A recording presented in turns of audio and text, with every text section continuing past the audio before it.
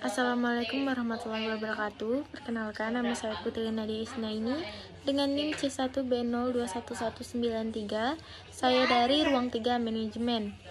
Baik, di sini saya akan mempresentasikan hasil PowerPoint saya yang berjudul Dasar Akuntansi Perusahaan Industri. Baik, masuk ke dalam perusahaan industri. Pengertian perusahaan industri. Industri adalah bidang yang menggunakan keterampilan dan ketekunian kerja dan penggunaan alat-alat di bidang pabrik pengolahan dan distribusi sebagai dasar. Kemudian, industri umumnya dikenal sebagai mata rantai upaya untuk lebih memenuhi kebutuhan yang berhubungan dengan bumi, yaitu setelah pertanian, perkebunan, dan pertambangan terkait erat dengan tanah. Posisi industri jauh dari tanah yang merupakan basis ekonomi, budaya, dan politik. Perusahaan manufaktur adalah sebuah badan usaha yang mengoperasikan mesin, peralatan, dan tenaga kerja dalam suatu medium proses untuk mengubah bahan-bahan mentah menjadi barang yang memiliki nilai jual. Semua proses dan tahapan yang dilakukan kegiatan manufaktur dilakukan dengan mengacu pada standar operasional prosedur atau SOP yang dimiliki oleh masing-masing satuan kerja. Di Indonesia sendiri, kita pasti seringkali mendengar kata pabrik atau dalam bahasa Inggris disebut factory. Pabrik adalah istilah penyebutan tempat yang digunakan untuk proses manufakturing atau fabrikasi.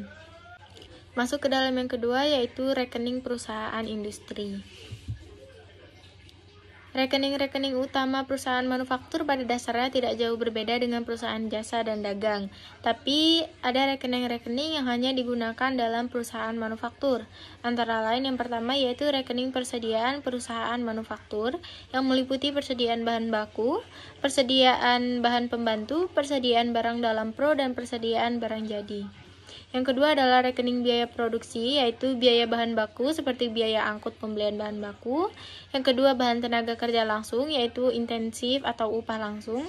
Yang ketiga adalah biaya overhead pabrik, seperti sewa pabrik, asuransi pabrik, listrik, air, dan penyusutan. Dan yang terakhir adalah harga pokok produksi.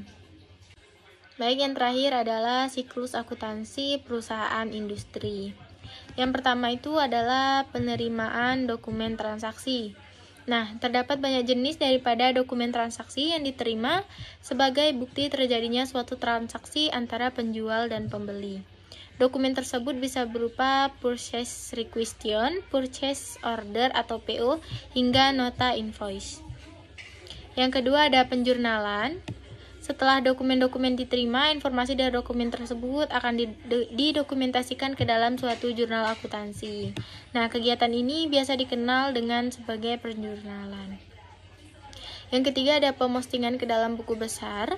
Setiap informasi yang dicatat di jurnal umum dan khusus kemudian akan dimasukkan ke dalam buku besar, yang nantinya setiap akun tercatat di dalam jurnal umum dan jurnal khusus.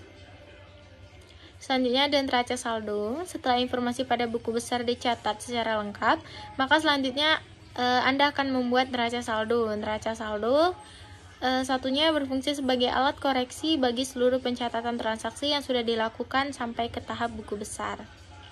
Selanjutnya ada jurnal penyesuaian. Tahap ini membedakan siklus akuntansi antara perusahaan manufaktur dengan jenis perusahaan lainnya. Selanjutnya neraca saldo. Setelah penyesuaian jurnal penyesuaian yang dibuat, selanjutnya akan dimasukkan ke dalam neraca saldo sampai menemukan nilai keseimbangan debit kredit yang baru.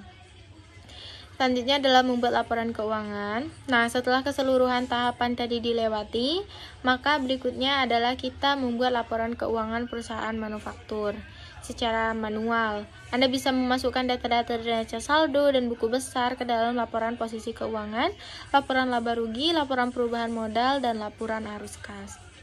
Selanjutnya adalah jurnal penutup. Tahap ini dilakukan ketika perusahaan sampai di akhir periode akuntansi. Fungsi dari jurnal penutup adalah menutup akun-akun seperti aset, liabilitas, pendapatan, biaya-biaya, dan yang lainnya. Dan yang terakhir adalah jurnal pembalik. Nah, tahap ini bersifat opsional dalam suatu siklus akuntansi. Jurnal pembalik digunakan pada awal periode baru dengan membalik beberapa jurnal penyesuaian yang terjadi di periode sebelumnya. Baik, sekian presentasi dari saya. Kurang lebihnya saya mohon maaf. Wassalamualaikum warahmatullahi wabarakatuh.